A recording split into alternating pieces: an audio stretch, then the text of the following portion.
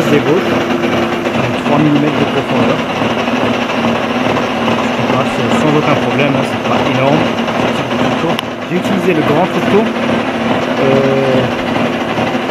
Ça me donne une vitesse plus lente de rotation et ça fonctionne très bien. On peut voir les copeaux à l'arrière, très joli.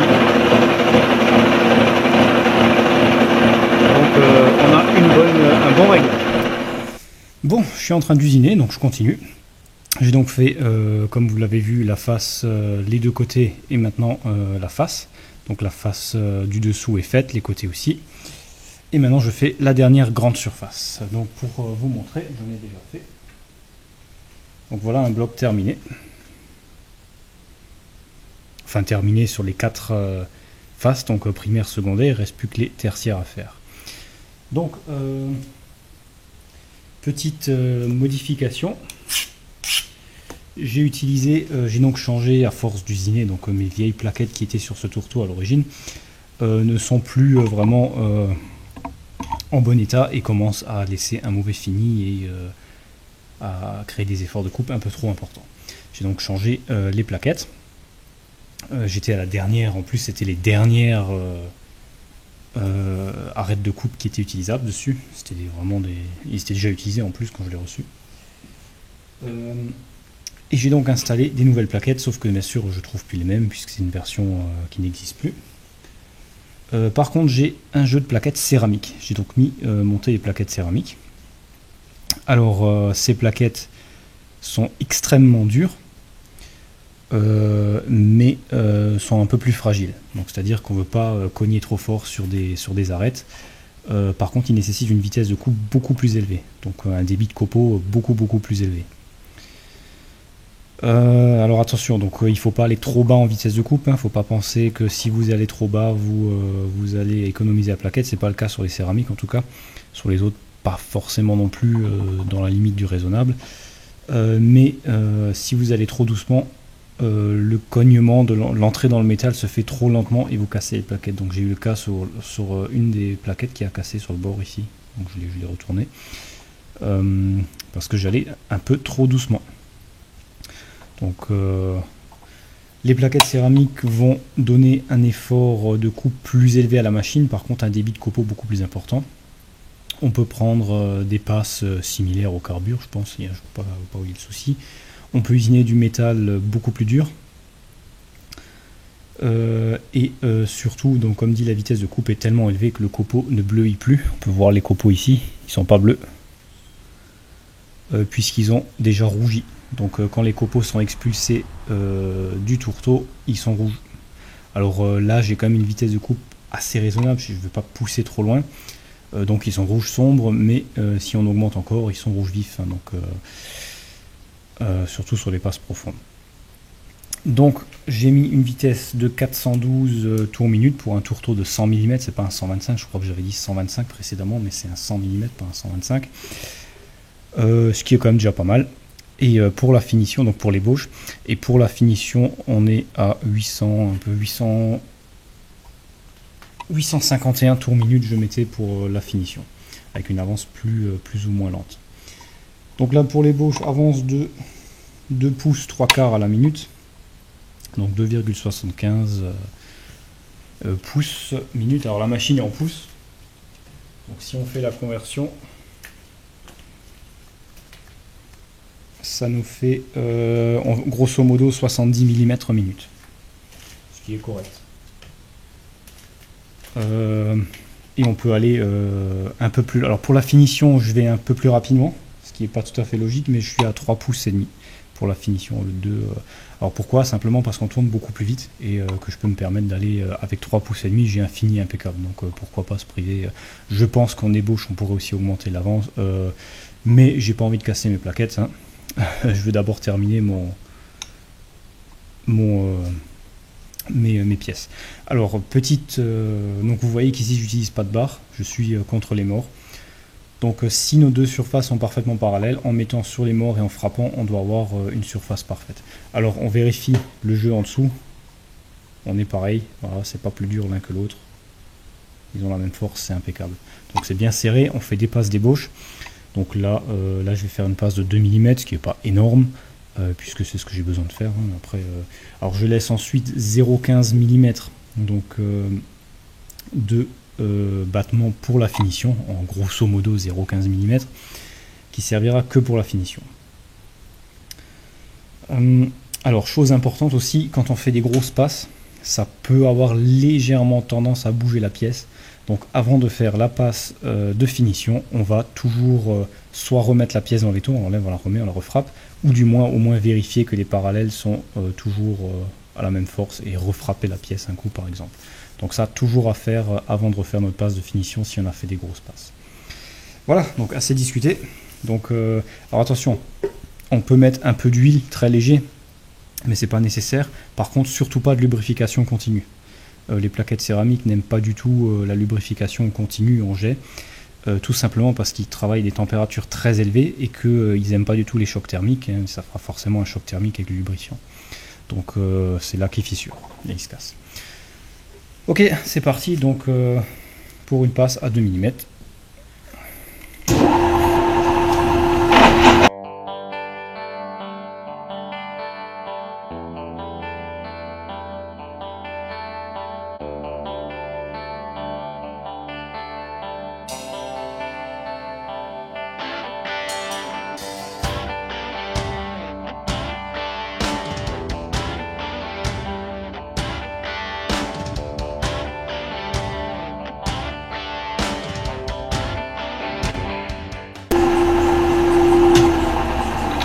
Voilà une passe.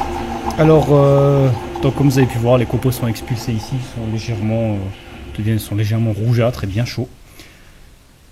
La pièce ne chauffe pas beaucoup, donc ça va. Ça chauffe un peu, bien sûr, hein, c'est quand même des grosses passes, à des vitesses importantes. Les plaquettes semblent ne pas avoir la moindre marque, hein, il n'y a pas de souci de ce côté-là. Inutile de laisser passer la fraise en entier puisque c'est de l'ébauche. Hein. Sur l'ébauche, on ne va pas s'amuser à laisser passer en entier. On laissera ça pour la finition. Donc on va. Alors l'état de surface ici est déjà pas mal. Une fois la finition, on est sur un état de surface similaire avec les aux anciennes plaquettes.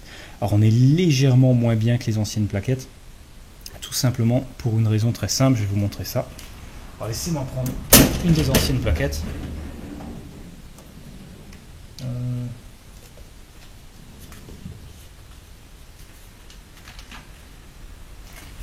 Donc voilà une des anciennes plaquettes ici. Je ne sais pas si on la verra bien, normalement oui. Encore une des seules qui a encore des arrêts de bonne. Il y en a 3 qui n'ont plus aucune arrêt de bonne, donc on ne peut plus l'utiliser. Si on regarde bien la géométrie, c'est bon, quelque chose pour vous montrer ça plus précisément. On a ici à l'avant notre arête, donc elle est placée comme ça dans le tourteau. Hein. Donc la partie qui coupe, c'est la partie ici, donc qui rentre dedans ici. On remarque que le bout ici, tout en bas là, c'est-à-dire la partie qui vient frotter sur le plat après une fois que ça passe, elle n'est pas arrondie, mais elle est plate, tout simplement. Donc on a, si on regarde bien ici, on a un petit biseau, juste là, de cette manière-là. Voilà le fond de la plaquette. Donc on a un certain angle. Ici on peut voir d'ailleurs l'angle. Laissez-moi allumer l'écran ici, voir comme si je suis bien en face.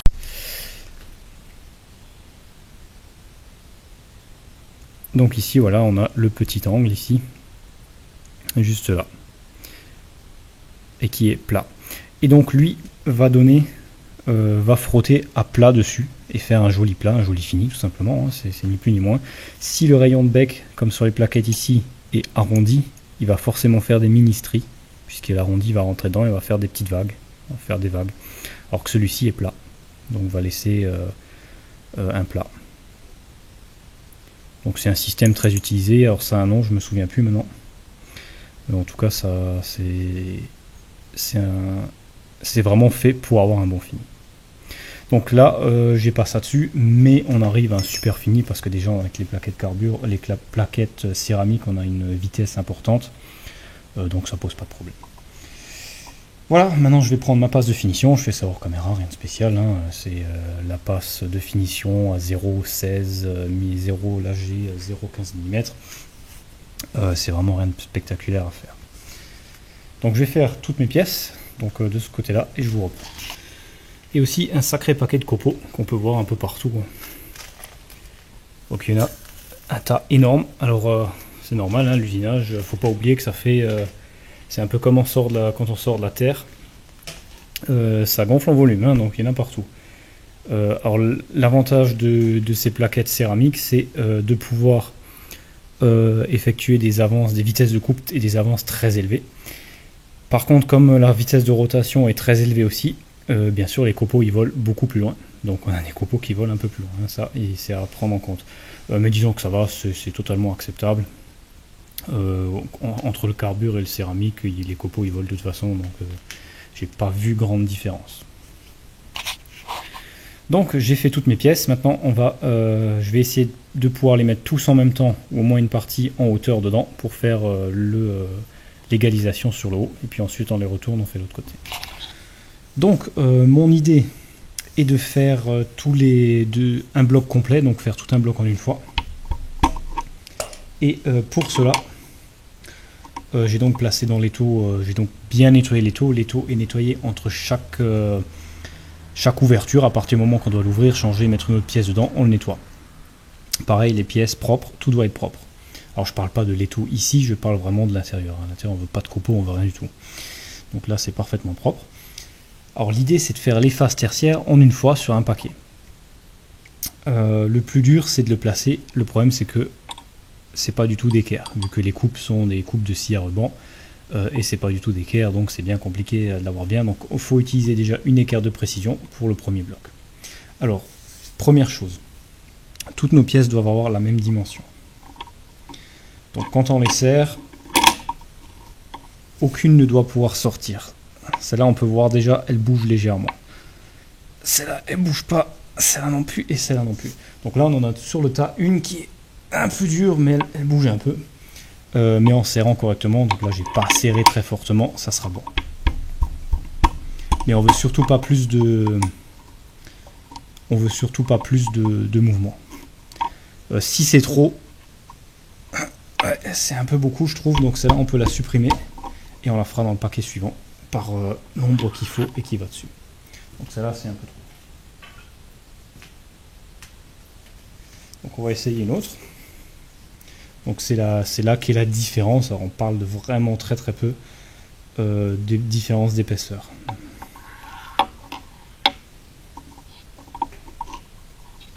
Parfait, cette fois elle bouge plus. Ok, donc là on a toutes nos cales de même épaisseur, donc j'ai les 5. Alors je ne vais pas en mettre plus parce qu'il me faut un minimum de place pour mettre mon équerre. Et je vais vous montrer comment le mettre dessus. Alors, je vais préparer tous les outils et je vous reprends. Voilà, donc tout est prêt. Je vais donc vous montrer comment je vais procéder. Alors, c'est pas une technique très compliquée et pas forcément la meilleure non plus, hein, donc chacun sa technique.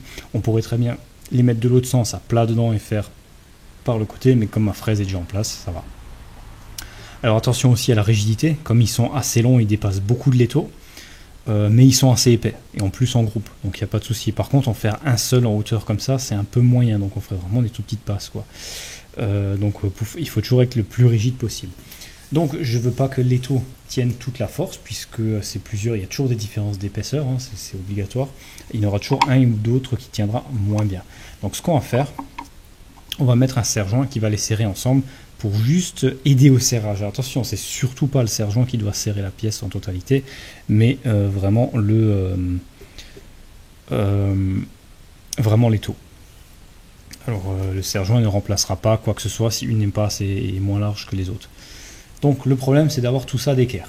Donc on va utiliser une équerre de précision, surtout si vous voulez du travail précis, il faut du matériel précis. Donc celle-ci c'est vraiment de la très bonne précision. On va supprimer toutes ces cales là, pour l'instant on n'en a pas besoin.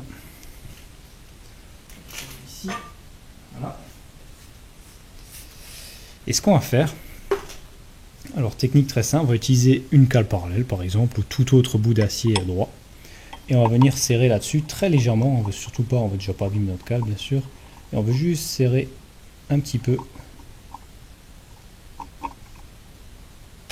pour la rendre suffisamment rigide et pouvoir la retravailler comme je veux. Ensuite, on va juste la tapoter avec n'importe quel objet que vous avez à disposition et qui ne craint rien du tout.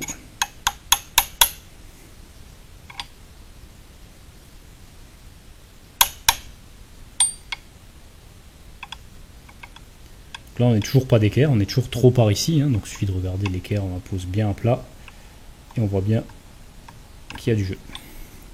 On continue un peu.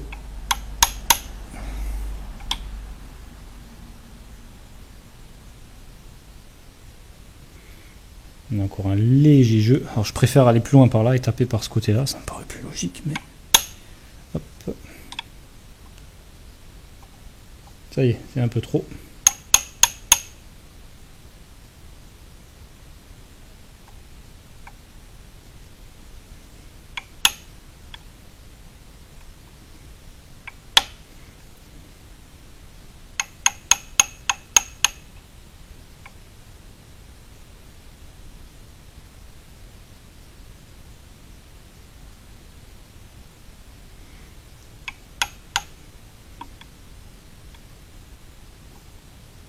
C'est pas mal. On vérifie une fois de plus que tout est propre. Et on refait une petite vérif ici. Je vois qu'on n'était pas tout à fait bon. Ça y est. Voilà, donc là on est parfaitement d'équerre. On serre un peu plus fort l'étau, sans exagération bien sûr. Ici inutile de taper à plat puisque le but n'est pas là. Parfait. Cette fois notre pièce est parfaitement d'équerre. On peut enlever l'équerre. Et ce qu'on va faire, on va venir simplement placer nos autres. Alors j'ai mis cette cale pour que les autres puissent simplement venir sans problème contre, tout bêtement. On va reprendre nos autres blocs. On garde toujours soigneusement très propre. Et on vient les plaquer contre celui-ci, qui lui est parfaitement d'équerre. Voilà, maintenant on va pouvoir serrer avec le serre-joint dans un premier temps, en les appuyant au maximum vers le bout ici, et c'est l'étau qui fera le reste pour le serrage. Donc je vais utiliser un petit bloc que j'avais usiné sur le dessus, c'était pour vérifier la fraise avec les nouvelles plaquettes, juste comme martyr en quelque sorte, pour éviter de marquer. Pour l'état de surface, c'est vraiment excellent, hein, parce que là ça colle dessus. Je dirais presque que les pièces là elles sont aimantées, c'est bizarre quand même. Non, non, c'est pas du magnétisme, hein, c'est bien du... C'est quand même bizarre que ça colle tellement. Intéressant, alors effectivement, la pièce ici du même métal est complètement magnétique. Parce que je mets juste le coin contre là. Et c'est hyper aimanté, mais vraiment bien fort. Très intéressant. Est-ce que ça vient de l'usinage? En général, c'est la rectification qui crée, le pierrage avec le frottement de la pierre qui crée du magnétisme. Mais là, on est vraiment extrêmement magnétique.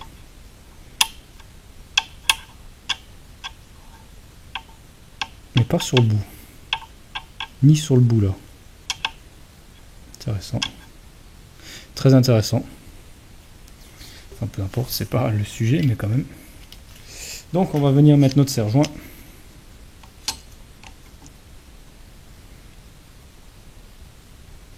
En place ici. 8. Alors bon, c'est pas le meilleur serre-joint qu'on peut utiliser pour ça, je vous l'accorde. Mais c'est tout ce que j'ai. Voilà, maintenant on va venir placer nos blocs. Alors je serre très légèrement. On fait levier sur le bas du bloc pour le ramener contre le mort fixe. Voilà.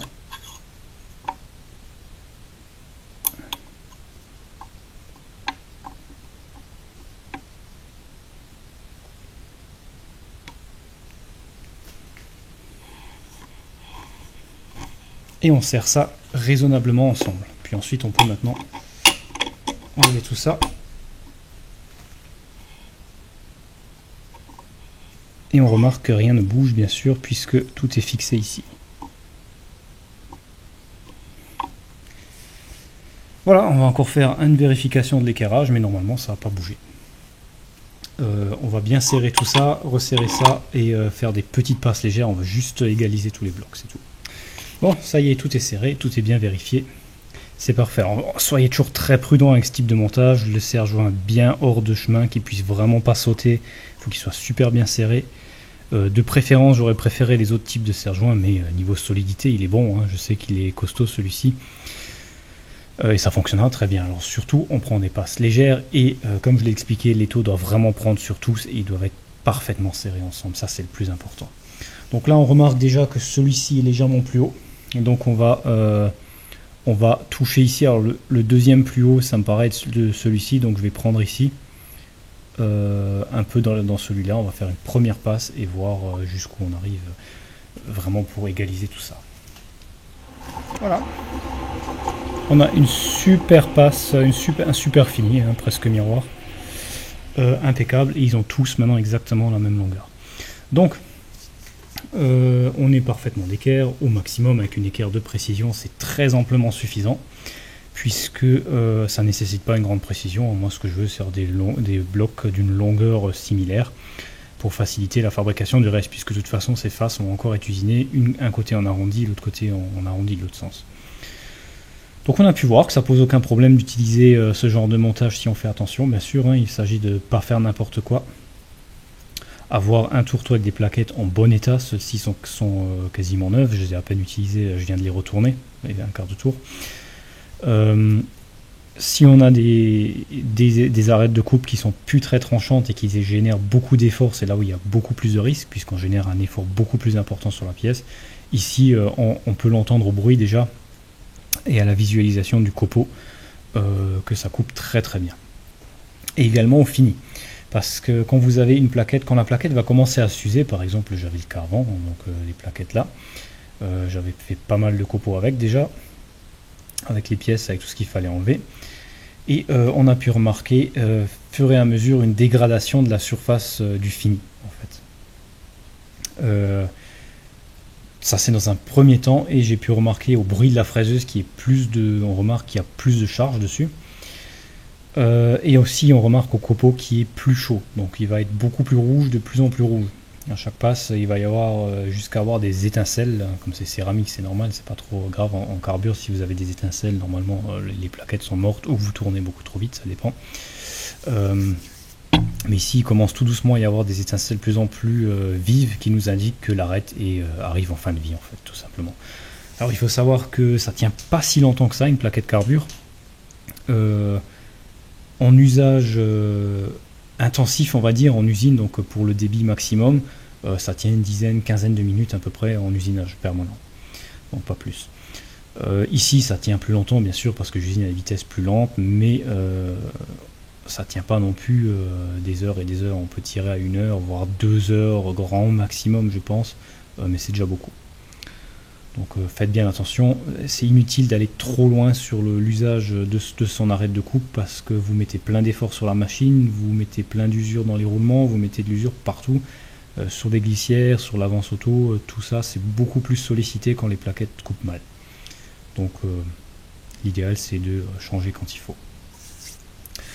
Voilà, je vais donc faire la même chose de l'autre côté, hein, je vous montre pas, je vous ai montré ça. Alors c'est une des techniques possibles pour mettre d'équerre avec une simple équerre de précision. Je sais que c'est une équerre très précise qui est rectifiée, mais on aurait très bien pu serrer notre pièce et mettre un comparateur et palper de côté, en montant, descendre jusqu'à être parfaitement droit. C'est une possibilité plus précise, mais comme dit, je n'ai pas besoin de cette précision puisque c'est pas très très important dans ce sens-là.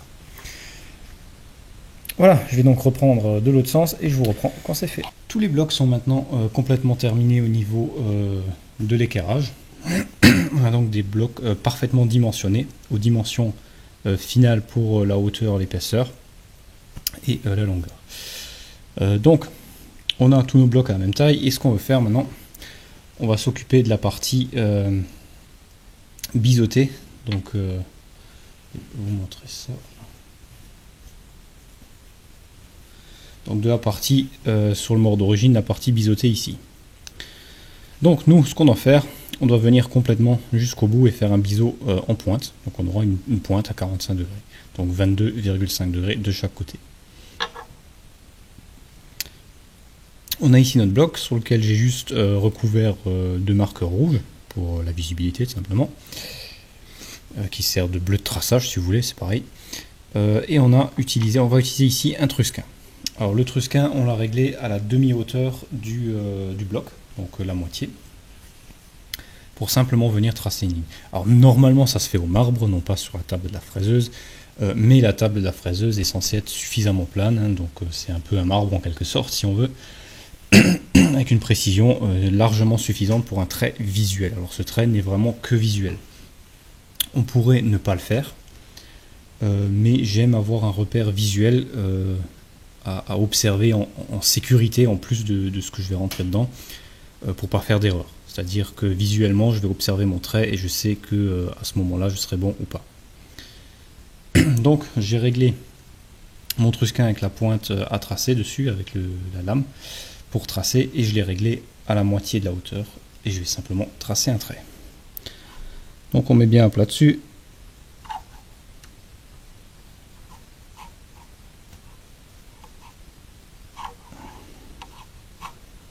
Et on trace notre trait.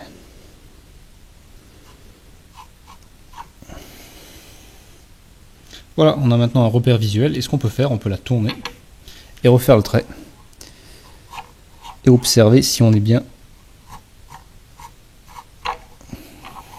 dans la même rainure, ce qui est parfaitement le cas, ce qui nous indique qu'on est bien au milieu. Si notre trusquin était mal réglé, on aurait deux traits, puisqu'on serait un peu plus bas que le milieu ou plus haut, et quand on le retourne, on serait pareil, donc on ne serait pas dans le même trait. Là, on est parfaitement l'un dans l'autre, ce qui indique qu'on est parfaitement bien réglé. Le trusquin, alors je pense pas déjà avoir abordé le sujet du trusquin, je n'ai pas encore parlé. Si vous choisissez d'acheter un trusquin, je pense que déjà c'est un outil très intéressant, puisque j'utilise souvent, que ce soit sur le marbre ou comme là pour tracer, c'est surtout pour le traçage que j'utilise le plus. On peut l'utiliser pour la mesure, pour la comparaison aussi, tout ça, mais c'est vraiment, pour moi, c'est vraiment pour le traçage que je l'utilise vraiment le plus. Alors, petite particularité, déjà, n'achetez pas un trusquin pas cher. J'ai un de ces trusquins plus grand, un 50, ça c'est un 250 mm, j'en ai un 500, donc 50 cm, de fabrication chinoise je pense, du pas cher quoi. Honnêtement je l'utilise plus, je l'ai utilisé peut-être 2-3 fois et c'est tout. Pourquoi? Parce que déjà c'est plein de jeux partout, on n'arrive pas à faire un réglage propre de la glissière avec les vis de réglage comme un pied à coulisse. On arrive pas du tout à faire une mesure précise parce que le défilement est tout sauf doux, donc déjà on n'arrive pas à mettre bien, s'il y a des endroits où ça accroche, alors pourtant il n'y a rien sur la règle. Le réglage fin pareil, il est complètement dur et avec accro, donc c'est plus un réglage fin pour moi. Bon, c'est utilisable mais je déconseille, je vous conseille vraiment alors de partir sur de l'occasion qu'on trouve pour pas plus cher, pour parfois moins cher qu'un neuf premier prix, mais avec une qualité remarquable comme celui-ci. Celui-ci est un ancien, provient de l'ancienne Union soviétique, donc URSS, qui est en parfait état, que j'ai payé à peine 20 € et qui est de qualité absolument impressionnante. Vraiment j'adore. J'adore la glissière défile tout seul, sans jeu, avec un réglage fin super précis, une pointe super bien affûtée, bref c'est impeccable. En plus c'est une pointe carbure dessus, donc préférez toujours un matériel de qualité. On remarque la différence, on a beau dire oui c'est en amateur tout ça, mais honnêtement c'est plus une question d'amateur ou professionnel, c'est une question de précision et de confort d'usage, parce que surtout en tant qu'amateur on fait ça, enfin moi je fais quand même beaucoup ça pour le plaisir, j'ai un plaisir à utiliser ce type d'outil, et s'il est désagréable à utiliser, le plaisir n'est plus là, donc il n'y a plus d'intérêt quoi. Alors que là franchement n'hésitez pas à prendre de la qualité. Donc ensuite vient le réglage. Alors celui-ci est à échelle vernie. Alors il en existe des chinois aussi avec écran digital, donc apparemment ils sont mieux, donc j'ai pas vraiment eu l'occasion d'essayer, mais ils ont l'air mieux finis, donc après à tester. Mais bon, ça fait encore des piles en plus, bon Ce que je préférais avoir, c'est avec montre, donc comme les comparateurs à montre, avec pas les comparateurs, les pieds à coulisses à montre, à comparateur, qui sont vraiment pas mal.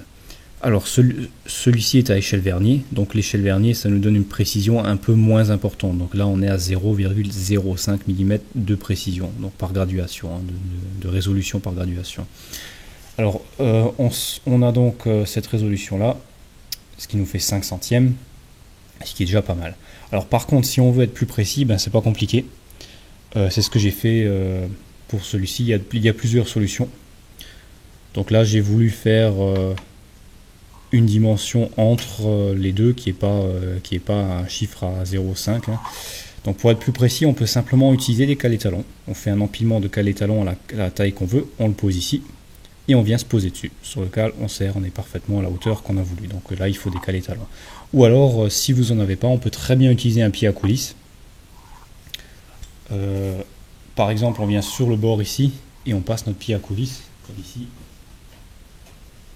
Le pied à coulisses, on le passe ici dedans et on fait notre mesure en dessous, par exemple. Donc c'est aussi un exemple qui est un peu moins précis, mais qui donne une très bonne précision pour du traçage. Il ne faut pas oublier que c'est du traçage, donc c'est pas très important. Ensuite, il faut que notre trusquin soit mis à 0. Donc à 0, c'est quoi? C'est-à-dire que quand on va descendre, poser le plat de notre outil qui est ici, donc la partie en carbure ici, donc qui est affûtée, celle qui va tracer. Quand on va la poser sur notre surface, la même surface où repose le socle, donc notre marbre, il faut qu'à ce moment-là, on soit parfaitement à 0 sur l'échelle vernier ici. L'échelle vernier doit être à 0. On peut calibrer ça en général. Donc ici, on a une vis ici qu'on peut éventuellement légèrement jouer, et souvent on peut aussi jouer un peu sur l'échelle ici. Donc c'est légèrement, on peut bouger. Ensuite, il est très important, donc cette pointe, vous pouvez la réaffûter. Il est très important d'uniquement l'affûter ici. Surtout jamais sur le dessous. Le dessous doit rester parfaitement plat. Si on l'affûte sur le dessous, on fait un angle et notre tracé ne sera plus parfaitement à 0. Donc toujours affûter comme ça. Et ensuite, on prend une pierre une pierre de rodage, une pierre de honage si vous voulez, et on passe dessus pour enlever la petite bavure qui s'est formée en dessous, c'est tout. Mais surtout bien plat, très important. Ensuite, voyez toujours d'avoir le réglage fin, qui est très très important. Enfin, je pense, si on veut faire quelque chose de précis, c'est beaucoup plus facile à régler avec le réglage fin. Voilà globalement pour le trusquin. Alors souvent, c'est livré avec d'autres pointes. Donc ici, dans le coffret, j'ai la pointe, j'ai cette pointe. Donc il vient se mettre à la place de celle-ci pour mesurer, qui n'est pas pour tracer, qui est uniquement pour mesurer. Donc on a une surface plane pour le contact, tout simplement. Et on peut la retourner et utiliser l'arête vive ici pour les mesures plus précises, dans certaines zones ou certains endroits moins accessibles. Donc ça en général, c'est pas souvent avec, donc là c'était avec. Voilà, donc j'ai mon tracé maintenant et on va pouvoir s'occuper de mettre tout ça dans l'étau et faire notre coupe à 22,5 degrés. Alors nous voilà ici pour maintenant l'usinage en angle, donc l'angle de la pièce que je vous avais montré. Alors plusieurs choses intéressantes à montrer. Donc on a plusieurs possibilités pour faire un angle, bien sûr. Alors l'angle, c'est jamais un truc qu'on aime vraiment faire en usinage, surtout quand il y a des angles un peu délicat, c'est toujours délicat à mesurer et à être précis. C'est assez compliqué. Alors, si on peut les éviter, on les évite. Hein. Mais pas le choix. Les angles font partie de la mécanique. Ils sont partout. Donc quand même intéressant à voir. Et même intéressant à faire, je trouve. Donc on va mettre, mon idée est de mettre la pièce, alors je pense qu'on l'a dans la caméra, la pièce en biais dans l'étau comme ici. Donc là c'est juste pour montrer. Il faudra encore mettre une cale parallèle pour surélever, parce que là on est, enfin deux parallèles pour surélever, parce que là on sort pas assez de l'étau. Et l'idée c'est donc de passer avec une fraise carbure, comme j'ai utilisé pour faire les côtés, passer dessus tout simplement. Alors on pourrait très bien mettre la pièce à plat dedans, la laisser dépasser de l'étau et incliner l'étau. On a des graduations ici. Mais c'est pas des graduations très très précises, hein, puisqu'on n'a pas les demi-angles par exemple. Et je suis pas trop fan de cette idée parce qu'il faut il faut laisser dépasser pas mal pour avoir assez de place pour passer notre fraise. Parce qu'il faut déjà une fraise d'un diamètre relativement gros, puisqu'on va faire, puisque dans ce cas-là, on ferait du fraisage latéral. Donc il y a flexion de la fraise. Comme la pièce est assez longue, enfin large plutôt, ça ferait pas mal de pression. Donc de flexion possible. Donc comme je disais, un diamètre plus gros. Et en plus, j'ai pas de fraise à plaquette carbure pour les côtés. Et comme la plaquette carbure donne un super fini là-dessus, je préfère rester sur la plaquette carbure que j'ai de dispo. Donc, on va opter pour la solution là. Alors, il peut y avoir d'autres solutions. On peut faire un bridage différent. Enfin, tout dépend de la machine aussi, parce que c'est une verticale. Et on peut donc être créatif et faire toutes sortes de montages. Donc, on va se limiter à ce montage-là parce qu'il est intéressant. Il permet de montrer quelques appareils de mesure d'angle, puisqu'il nécessite de mesurer l'angle, comme l'inclinaison nécessiterait aussi d'ailleurs. Donc, on va, dans un premier temps, j'ai cet appareil. Un inclinomètre basique digital chinois, c'est du pas cher, qui est relativement précis.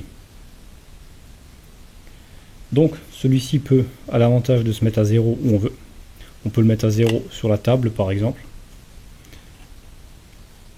Voilà, là il est à 0. Donc je l'ai posé sur la table de ce sens-là, comme on veut le mettre, il est à 0.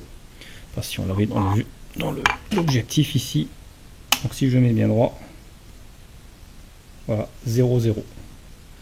Donc pour le mettre à 0, il suffit d'appuyer sur le bouton 0. Donc il est tout neuf quasiment d'ailleurs.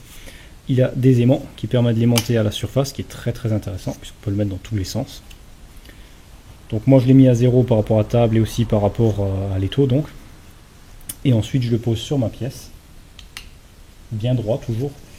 Et il nous montre bien, là on est à 22,6, donc légèrement au-dessus. Donc on peut rectifier. Par contre attention aux aimants, ils ont toujours tendance à prendre des copeaux. Voilà, donc 22,6, donc je peux légèrement tapoter pour descendre, donc c'est impeccable. On peut mettre avec relativement bonne précision en place. Et il permet de faire un 0 où on veut. Donc on peut très bien mettre à 22,6, mettre à 0 et mesurer un autre angle sur notre pièce pour voir la différence entre deux angles. Qui est très intéressant. Alors c'est du pas cher chinois comme j'ai dit, n'oubliez pas de sortir la batterie, il bouffe les batteries, si vous les laissez dedans, vous l'utilisez pas souvent. Il a l'avantage, donc c'est en aluminium le pourtour, il a l'avantage donc comme je disais de pouvoir être mis à 0 où on veut. Et je suis assez étonné de la précision, parce qu'on arrive quand même à une précision de plus ou moins 0,1 degré. Ce qui est quand même pas mal, je pensais pas que c'était aussi précis. Donc assez satisfait de cet petit appareil pour l'utiliser en version qu'on n'a pas besoin de faire une très grande précision, c'est impeccable. Même là ça suffirait, hein, là je veux 22,5 mais c'est quand même approximatif. Donc appareil intéressant. Alors je sais pas si tous sont aussi précis, hein. Les matériaux chinois c'est toujours un peu la loterie, vous en avez un qui est bien, c'est un 5 autres qui sont pas bons, hein, j'ai l'habitude. Mais je suis assez satisfait de celui-ci en tout cas. Ensuite on a un inclinomètre, celui-ci beaucoup plus précis, beaucoup mieux fait et qui est de fabrication suisse. Très intéressant parce qu'il fonctionne comme un niveau. Donc on a ici un niveau à bulle de précision. Ensuite, alors le niveau est au milieu quand on est à 0 sur les graduations. Donc 0 degré c'est vraiment le niveau. Donc celui-ci va mesurer le niveau par rapport au niveau du sol, au niveau parfait. Alors l'inconvénient c'est que si votre machine n'est pas de niveau, on va difficilement pouvoir l'utiliser. Vous devez avoir une machine parfaitement de niveau pour qu'il fonctionne. Ou alors il faut faire une déduction, par exemple mesurer le niveau de la table, mesurer combien de degrés on est hors du niveau, et le déduire après sur la pièce. Donc là ça devient déjà plus compliqué et source d'erreur. Donc ma machine étant quasiment de niveau, à très peu de choses près, quelques minutes seulement, de ce sens en tout cas, hein, parce qu'en plus elle est sur palette, donc j'ai un peu de chance d'être de niveau, je sais pas, c'est un coup de chance.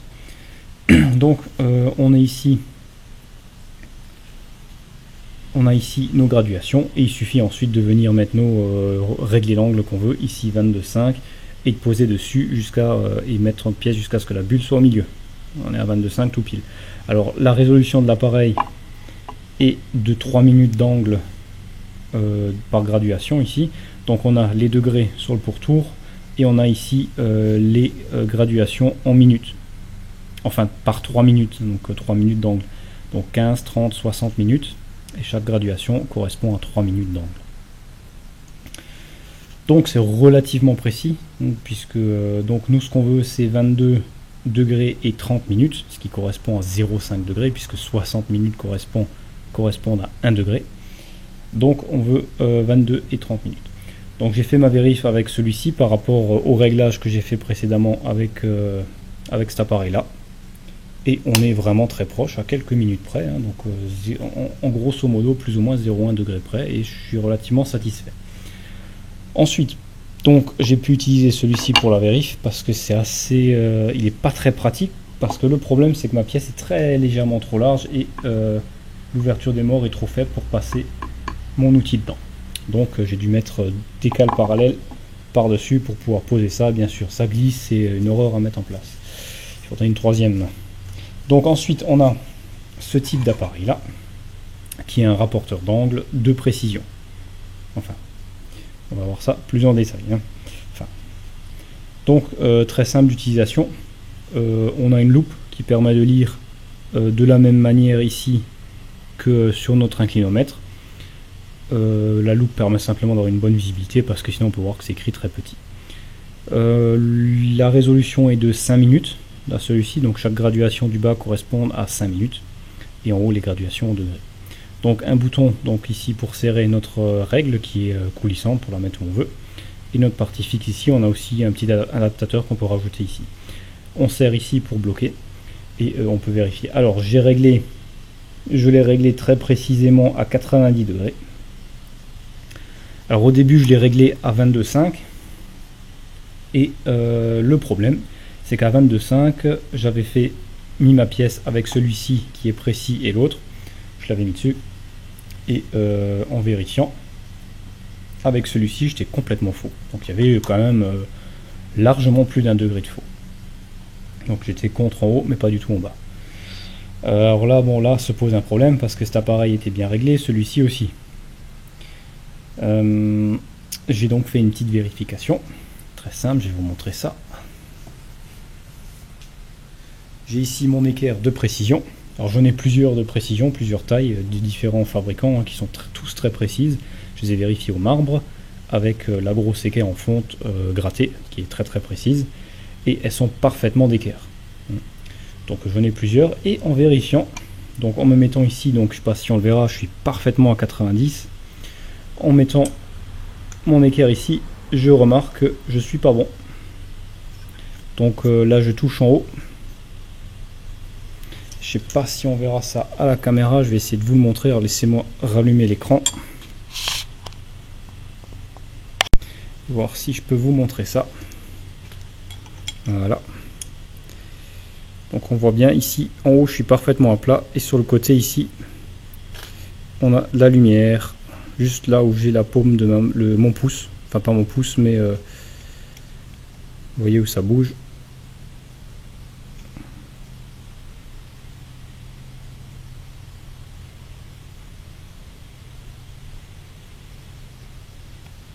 Ce qui nous indique clairement que donc c'était ici qu'il y a le jeu ici, ça touche en bas mais pas ici, alors qu'en haut je suis parfaitement à plat contre.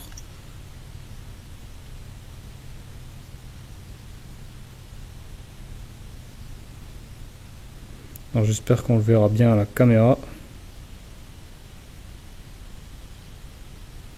Donc, résultat, cet appareil est complètement faux. Bien sûr, vous vous doutez bien, c'est de la chinoiserie.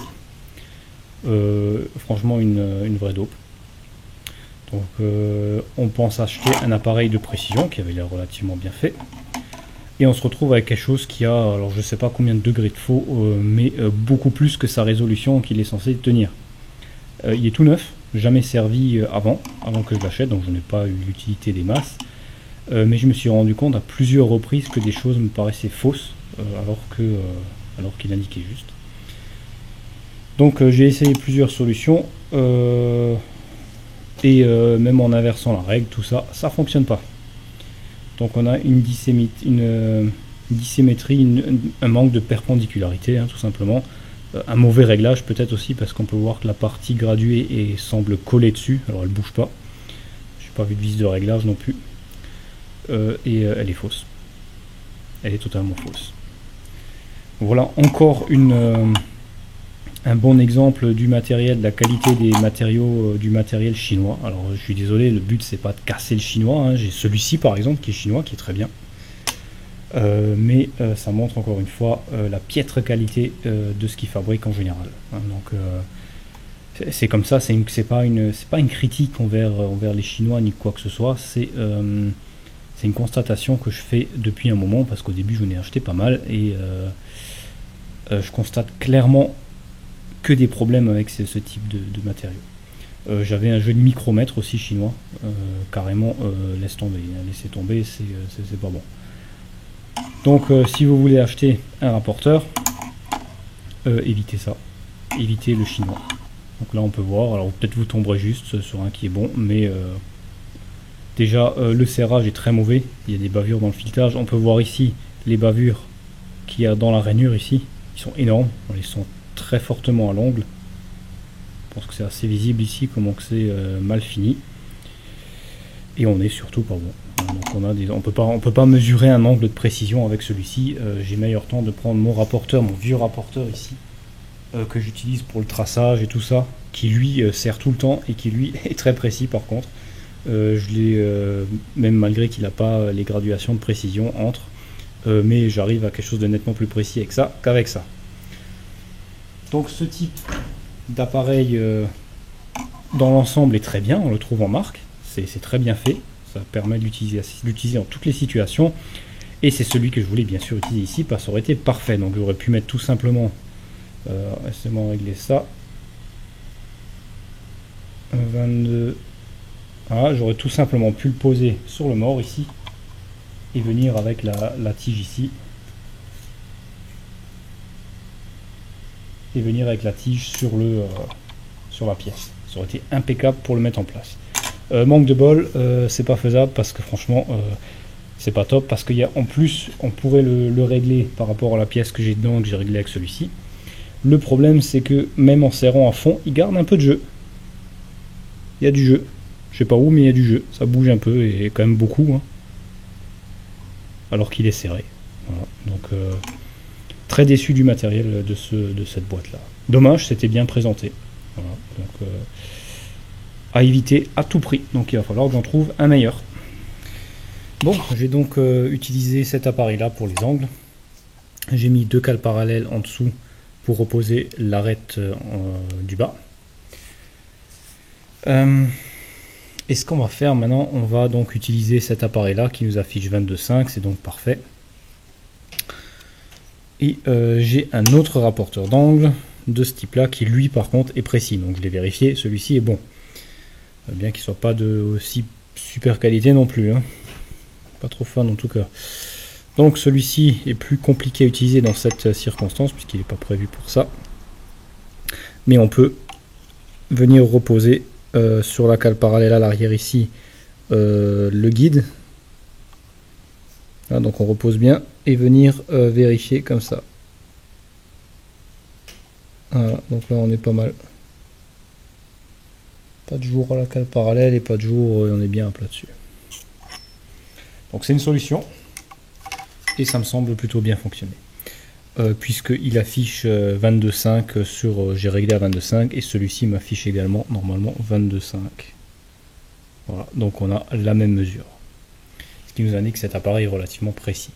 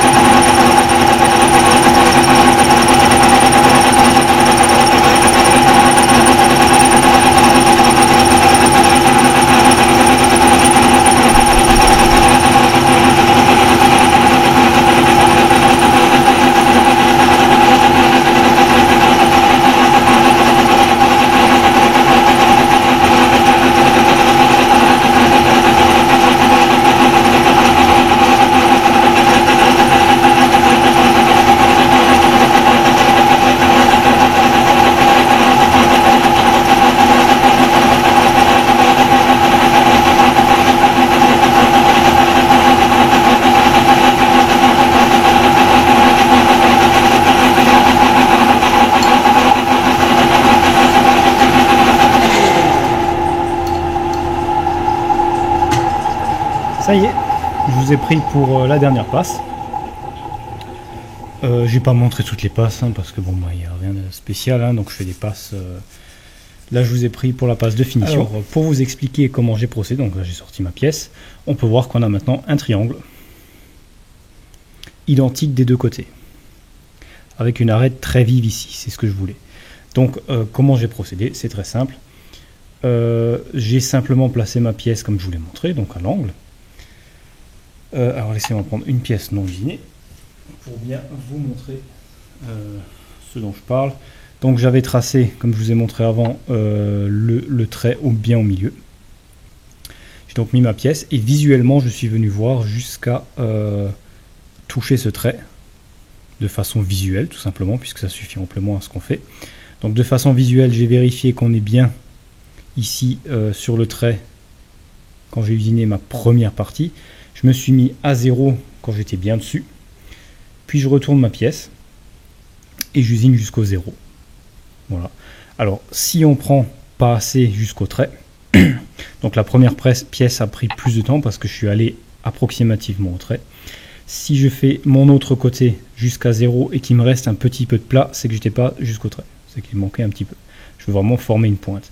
Si on va trop loin, c'est pas grave, ça sera rattrapé par l'autre côté. La pièce sera un peu plus courte par contre. Mais j'ai prévu le coup, je vais laisser un peu de marge à l'arrière qui sera enlevé après. Donc nous ce qu'on veut c'est une pointe, la pointe de toute façon ne servira à rien une fois terminée.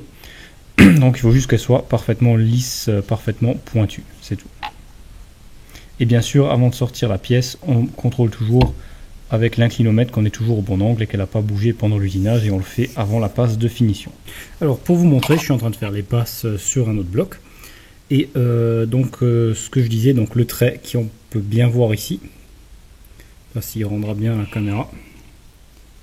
On a le trait qui est au milieu et on peut voir que je m'en rapproche. Donc là je suis à 2 mm de ma passe, de ma dernière passe. Donc j'ai encore 2 mm à enlever. Je vais donc faire une passe pour enlever grossièrement les 2 mm. Je vais laisser quelques dixièmes pour... et on laisse quelques dixièmes. Donc on déduit des 2 mm quelques dixièmes qu'on va laisser pour la finition. Et on sera sur le trait. Donc on n'oublie surtout pas de bien serrer la pièce dans l'étau, hein, c'est très important dans ce cas là puisqu'il n'y a aucun soutien en dessous. Mais ça fonctionne très très bien. Si les plaquettes sont bonnes, bien sûr, évitez d'utiliser des plaquettes usées, allez changer-les s'ils sont usés ou tournez-les, parce que vraiment c'est ce qui va causer problème si on a un effort de coupe trop élevé. Donc là c'est impeccable. Donc là on tourne à des vitesses relativement lentes pour le carbure. Donc là on est à, alors laissez-moi regarder, je crois que c'était 412 tours minutes. Pour des passes d'ébauche, c'est très... Alors après usinage, on contrôle bien sûr. Donc j'ai réglé mon rapporteur, celui qui est précis, à 45. Donc il forme notre angle et on peut venir passer notre pièce dedans. Et il n'y a strictement aucun jeu. Donc on est bien à plat sur tous les côtés. Donc très largement assez précis pour ce qu'on a à faire. Donc c'est pas mal. Donc ça a une technique qui fonctionne très bien. Donc comme dit, on fait attention, puisqu'on a des passes, on fait des passes pas trop importantes, puisque comme dit, on veut surtout pas que ça bouge et surtout pas faire de bêtises. Ne faites pas ça dans un petit étau. Si c'est cette taille de pièce, après il faut que ça soit en rapport. Là l'étau est relativement gros et sert très très bien. Sinon faites très attention quand même. Surtout sur petite machine, parce que ça nécessite quand même beaucoup de rigidité. Donc la machine là est rigide, il n'y a pas de souci. S'il y a moins de rigidité, il y a beaucoup plus de vibrations et beaucoup plus de risques. Donc à prendre en compte également. Entre chaque passe, on vérifie que l'étau c'est pas desserré, bien sûr, on fait un petit checking. Et on s'assure bien sûr que, donc comme je le disais, avant d'enlever votre pièce, vous remettez l'inclinomètre pour voir si ça n'a pas bougé. Donc c'est quand même un projet intéressant. Donc on peut voir diverses choses à faire. Donc couper une pointe, on va faire tailler une pointe, enfin un angle. Ça peut paraître une pièce simple, mais quand même relativement intéressante et nécessite pas mal de réflexion. C'est une pièce qui va nous faire toucher un peu à tous les thèmes, donc les angles, les rayons, puisqu'on va devoir couper après à l'arrière le rayon en plus en angle. L'intérieur ici, donc il y a pas mal de petites choses à voir.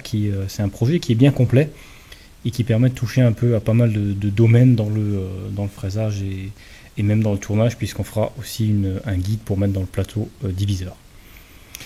Voilà, donc je vais continuer à faire les autres, je vais tous les faire et je vous reprends quand c'est fait.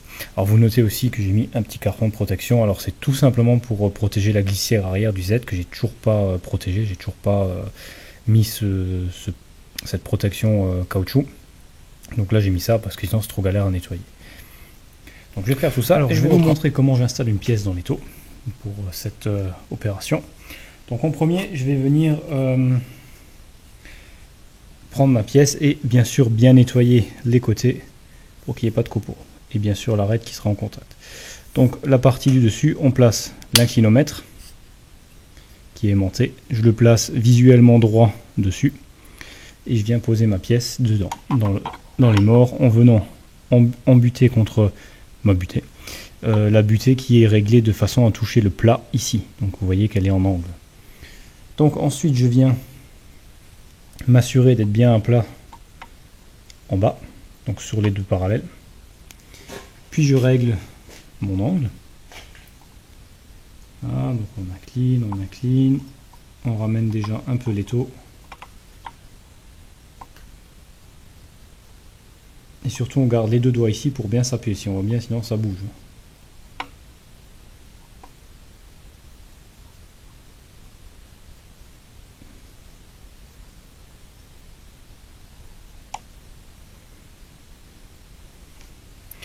Voilà. On est bien à plat, on est bien contre.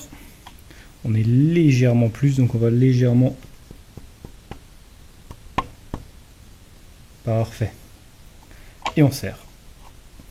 Un bon coup, mais on peut enlever ça. Mais on notera qu'on ne peut pas taper notre pièce, puisque d'habitude il faut asseoir la pièce à cause du pivotement dont je vous ai pas mal expliqué. Alors ici ce qu'on va faire, on va juste la frapper dans le coin avec un jet en bronze, ou en laiton, une petite tige de laiton que j'utilise que pour ça, qui vient juste dans le coin ici. Voilà, et on voit... parce que visuellement, si vous regardez en dessous de vos cales parallèles, vous voyez que la cale ici ne touche plus. Et que celle-là touche. Donc celle du côté mobile ne touche plus. Là c'est bon, on l'a retapé, c'est bon, c'est impeccable. Et on peut serrer définitivement. Voilà.